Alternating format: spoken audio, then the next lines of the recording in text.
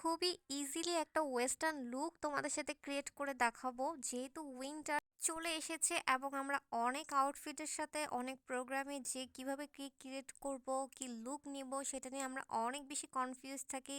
So that সেই জন্য আজকে খুবই ইজিলি একটা ডিফারেন্স টাইপের ওয়েস্টার্ন লুক ক্রিয়েট করব। আশা করি তোমাদের খুবই হেল্পফুল হবে। সো তোমরা এই ধরনের লুক যে কোনো ওয়েস্টার্নের সাথেও ক্যারি করতে পারবা। আর একটু ডিফারেন্স লুক আমি তোমাদের সাথে একটু শেয়ার করতে যাচ্ছি। So let get start now. Hi everyone. আউটফিটটা চেঞ্জ করে নিলাম। সো আমি খুবই সুন্দর একটা আউটফিট পরে নিয়েছি, তার সাথে খুবই সুন্দর একটা ইয়ারিং কভার আপ করেছি। খুবই সুন্দর, পুরো ইয়ারিংটা একদম ইয়ারের সাথে সেট আপ করা। অ্যান্ড দেন আমি হচ্ছে আই লুকে চলে গেলাম। তোমরা কিন্তু বারবার ভিডিওটা দেখে বুঝে তারপরে স্টেপগুলো নোটিস করলে তোমরা ইজিলি ক্রিয়েট করে ফেলতে পারবা। সো আমি একটা স্কাই কালারের ডার্কের মধ্যে একটা ব্রাশ দিয়ে মিডল ক্রিস লাইন থেকে উইন্সের মতো একটু টেনে নিলাম। দেন আবার চোখের আইলাইনারের সাইডটাতেও আমি একটু চোখের আউটসাইডেও লাইনারের মতো টেনে নিব। সো প্রথমে হচ্ছে ক্রিস লাইনে দিয়েছি, তারপর হচ্ছে লাইনারের সাইডে চোখের আউটসাইডেও একটু উইন্সের মতো টেনে নিয়েছি। আমি কিন্তু এটা টোটালি একটা আই শ্যাডো দিয়ে করছি, আই ব্রাশ দিয়ে। তারপর হচ্ছে আমি কনসিলার দিয়ে এটাকে আমি সেট আপ করবো, বিকজ এটাকে আমি জাস্ট বসিয়েছি, কোনো ব্লেন্ডও করি নাই।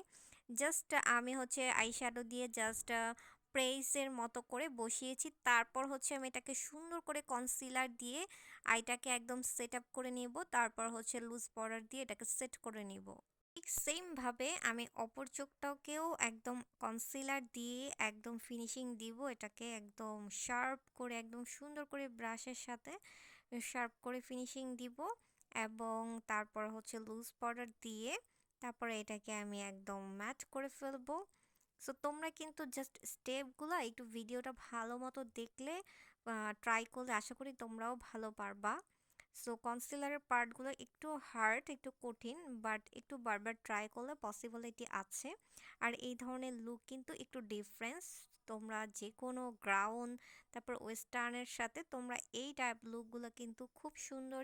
ইভেন লুকটা কিন্তু ডিফারেন্স, দ্যাটস ওয়াই তোমরা বারবার একটু ট্রাই করলেই পারবা। ইভেন এখন আমি যেটা করব, আমি হচ্ছে সুন্দর কতগুলো স্টোন বের করে নিলাম। আমার কাছে হোয়াইট কালারের স্টোন থাকলে আরও বেশি হাইলাইট করতো। যেহেতু আমাদের কাছে গোল্ডেন কালারের স্টোন আছে, আমি হচ্ছে গ্লু, মানে ল্যাশ গ্লু দিয়ে আমি একটু ফোটা ফোটা দিয়ে নিচ্ছি। তার উপরে আমি হচ্ছে স্টোনগুলো সেট আপ করবো। গ্লু লাগিয়ে আমি এখন আমার স্টোনগুলো পরিয়ে নিলাম, এই তো।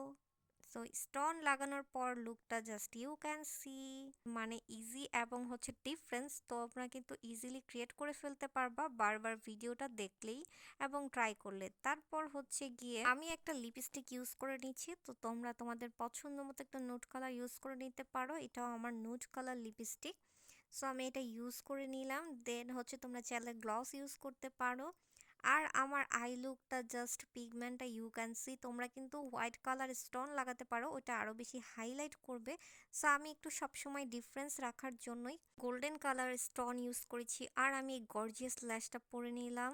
বাই দ্য ওয়ে আমি কিন্তু অনেক গর্জিয়াস একটা ল্যাশ পরেছি, হোয়াইট কাজল এবং স্কাই কালারের আইশ্যাডো ইউজ করে নিয়েছি আমার চোখে। এই তো আমার ফাইনাল লুক। সো আমার লুকটা তোমাদের কাছে কতটা হাইলাইট, ফ্ললেস এবং ডিফারেন্স লেগেছে অবশ্যই লাইক কমেন্ট করে জানাবা। বেস মেকআপ প্রোডাক্টের রিভিউ আর একটা ভিডিওতে ডিটেলে শেয়ার করব।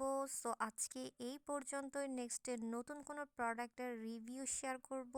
সে পর্যন্ত ভালো থাকো। আল্লাহ হাফেজ। বা